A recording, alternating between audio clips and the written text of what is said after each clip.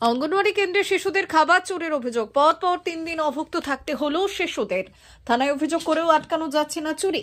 ঘটনাটি ঘটেছে ঝাড়গ্রাম ব্লকের মানিকপাড়া এলাকায়। ঘটনায় শোরগোল পড়েছে এলাকায়। টানা 3 দিন শিশুদের চাল, ডিম, আলু সমস্তটাই চুরি করে নিয়ে যাচ্ছে চোর। ঘটনার সূত্রপাত 4 ডিসেম্বর। স্কুলের শিক্ষিকা এবং সহায়িকা স্কুলে এসে দেখেন তালা কেটে বাচ্চাদের চাল, ডিম, আলু চুরি করে নিয়ে গেছে চোর। এসআই থেকে শুরু করে মানিকপাড়া ফাঁড়িতে অভিযোগ দায়ের করা হয়। পুলিশ আসে, বদল হয় তালা। ফের 5 ডিসেম্বর স্কুলে এসে দেখা যায় আবার নতুন তালা কেটে বাকি যা মজুদ ছিল সবটাই সাফ হয়েছে। এবার আরো নড়ে চড়ে বসে পুলিশ। অভিযোগ করা হয় ঝাড়গ্রাম থানায়। তদন্ত শুরু করেছে পুলিশ।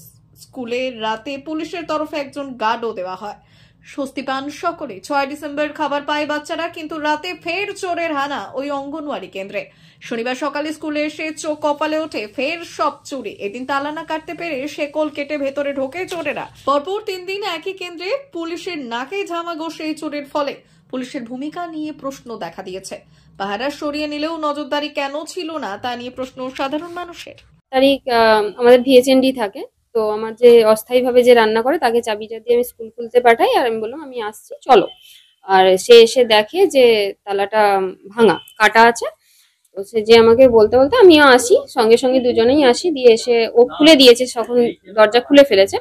খুলে যে ও দেখে যে ফুল বস্তাটা খোলা, ফুল বস্তাটা হাফ হয়ে গেছে আর সব জিনিসপত্র ছড়ানো। তো তারপরে আমি এসে হিসাব মোটামুটি যখন ও খুলেই ফেলেছে তখন আমি আনুমানিক হিসাব করে দেখলাম 22 পিস ডিম, 25-30 কেজি মতো জ্বালানি কাঠ, আর 35 কেজি সামথিং চাল নেই, খুঁজে পাওয়া যাচ্ছে না। দিয়ে আমরা ডিপার্টমেন্টে জানাই, পরিচালন কমিটিকে জানাই, পঞ্চায়েত থ্রু বাই ফোন। প্রথমে তো লেখাজোখা সম্ভব হয়নি, দিয়ে তারপরে আমরা ডিপার্টমেন্টে খবর দিই আর থানায় জিডি করি ডিপার্টমেন্টের পরামর্শেই। জিডি করার পর তারা আশ্বস্ত করে যে এটা হবে না। পরের দিন যথারীতি আমি এসে দেখি যে নতুন তালা, মানে যে তালাটা পরের দিন লাগিয়ে গেছি সেটাও ওই একইভাবে কাটা। আর যে হাফ বস্তা চালটা রেখে গেছিল সেই হাফ বস্তা চালটা নেই, এবং আরেকটা বস্তায় আমাদের চাল রাখা ছিল গুছিয়ে, সেটাও নেই। মানে প্রায় পরের দিন দেখা যাচ্ছে 52 কেজি মতো আনুমানিক চাল নেই। তারপরে সেই যথারীতি তখন সুপারভাইজার এসেছিলেন, দেখেছিলেন, থানা থেকে লোকও এসেছিল, প্রথম দিনেও এসেছিলেন, দেখে গেছিলেন। পরের দিন একটু বেশি তৎপর হলেন, মোটামুটি বোঝা গেল। তো 5 তারিখে রাত্রে শোনা যাচ্ছে যে পুলিশ এখানে পাহারায় ছিলেন।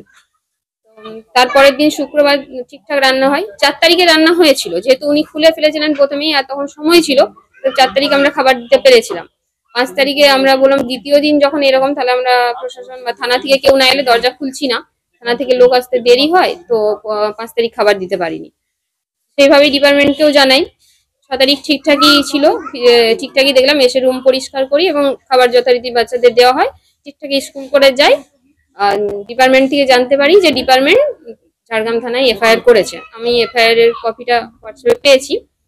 তারপরে আজকে আমি একটু অনেক তাড়াতাড়ি এসেছিলাম, 7টার আগেই একটু এসে দেখি যে আজকে তো তালা, মানে তালাটা চেঞ্জ করে গেছিলাম, শাটার তালা দিয়ে গেছিলাম, তালাটা কাটেনি, শিকলই কেটে ফেলেছে। এবার আজকেও আমি পুলিশ না আসা পর্যন্ত রান্না চালু করতে পারিনি এবং দেরি হয়ে যায়। আর অনেকজন এসেই দেখে ফিরে চলে যায়, যেহেতু বলছে আজকেও চুরি, তাহলে তো রান্না মনে হবে না, চুরি হয়ে গেছে। এবার আমি থানায় যাওয়া টাওয়া সবকিছু হয়েছে, আজকেও খাবারটা বন্ধ হয়, আজকেও রান্না করতে পারিনি।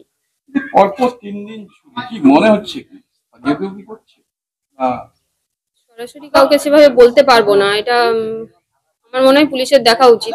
ওনাদের গাফিলতি থাকলেও কি এইরকম, মানে এটা তো চ্যালেঞ্জ করা, স্কুলকে বলুন আর পুলিশকে বলুন, চ্যালেঞ্জ করা যে আমরা এইভাবেই করে যাচ্ছি। আর আমি কিছু বলতে পারবো না যেটা কি হচ্ছে। জানিয়েছেন আপনারা? আমি জানিয়েছি। আমার নাম হচ্ছে হেনা বকত, আমি ওয়ার্কার।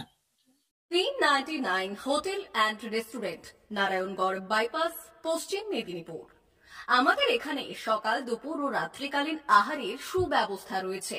সকালের টিফিনে পাবেন স্ন্যাক্স, পরোটা, আলুর paratha, bread omelette, bread toast, dosa, idli, sambar vada সহ অন্যান্য আইটেম। দুপুরের খাবারে পাবেন ভেজ ও নন ভেজ আইটেম, লাউ চিংড়ি, চিংড়ি মালাইকারি ও ইলিশের নানান পদ, ভাত, খাসি ও মুরগির মাংস। রাতের খাবারে থাকছে একাধিক ইন্ডিয়ান ও নন ইন্ডিয়ান সুস্বাদু ও সুস্বাস্থ্যকর খাবার।